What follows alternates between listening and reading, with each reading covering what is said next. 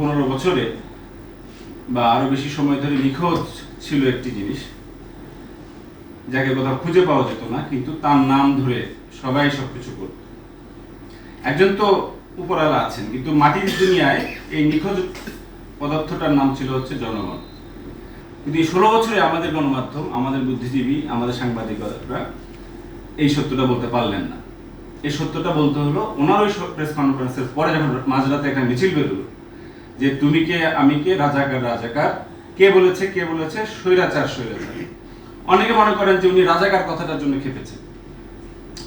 ওনার psychology যদি আপনি বোঝেন, তাহলে আপনি দেখবেন যে আসলে রাজাকার তো উনি বলে বেড়াচ্ছেন সবাইকে সারাক্ষণ। এমন কেউ যদি বলে হ্যাঁ আমি রাজাকারি করছি, তাহলে তো ওনারই জয় হয় আসলে, যে আমি যা বললাম তোমরাই তা বলছো।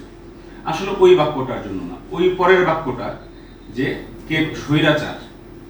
এই 16 বছরে এই স্বৈরাচার কথাটা বিএনপি নেতারা বা কোন দুই একটা অন্যান্য দলের নেতারা মাঝে মাঝে পল্টনে প্রেস ক্লাবে বলে, এটা তো বলবেই, কোনো অসুবিধা নাই। কেউ মানে রাজনৈতিক দলের কিছু লোকজন বলবে, অসুবিধা নাই।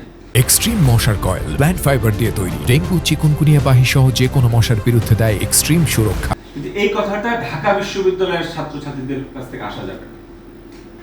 এই কথাটা স্বতঃস্ফূর্ত কোনো গণ আন্দোলন থেকে আসা যাবে না। মানে এটাই হচ্ছে শেষ বাদ। মানে এটা ভেঙে গেলে উনি আর আত্মরক্ষা করতে পারবেন না। এটাই হচ্ছে দৈত্যের প্রাণভোমরা, যে তিনি খুন করবেন তাকে খুনি বলা যাবে না, তিনি স্বৈরাচার কিন্তু স্বৈরাচার বলা যাবে না। মুক্তিযোদ্ধারা পাবে না তো রাজাকারের বাচ্চা কাচ্চারা পাবে? একটা কথার ফলে তার পরিণতি কি হয়ে গেছে। উল্টা দিকে আমরা সকালে আলোচনা করছিলাম যে শিকারী সাংবাদিকতা, যে ব্যক্তি গোষ্ঠী বা প্রতিষ্ঠানকে ধ্বংস করার জন্য যে সাংবাদিকতা করা হতো। আগে মানুষ পত্রিকায় খবর পড়তো এবং সত্য জানার জন্য খবর পড়তো, চায়ের দোকানের উপর ভরসা করতো না। পত্রিকায় পাতায় যতক্ষণ না লেখা হচ্ছে ততক্ষণ সে বিশ্বাস করে না। এখন পত্রিকাকে চেক করার জন্য ফ্যাক্ট চেক বানাতে হচ্ছে। এই ব্যবসা তো উঠিয়ে দেওয়া উচিত।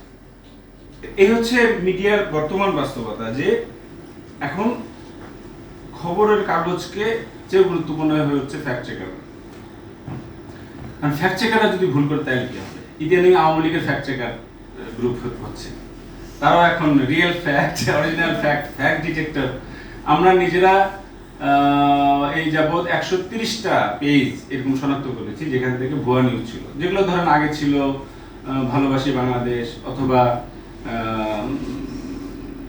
আমার জেলা ভুঙ্গামারি, এইসব বিবিধ নামে। এগুলো আস্তে আস্তে কোনোটা হয়ে যাচ্ছে বাংলা ডাইজেস্ট, কোনোটা হয়ে যাচ্ছে এরকম নানান জিনিস, যেগুলো একজন আমেরিকা প্রবাসী এক উন্মাদ লোক তিনি যা বলেন তারা এখানে খবর করে ছাপে এবং এগুলো তখন আবার নানান জায়গায় ছড়িয়ে যায়।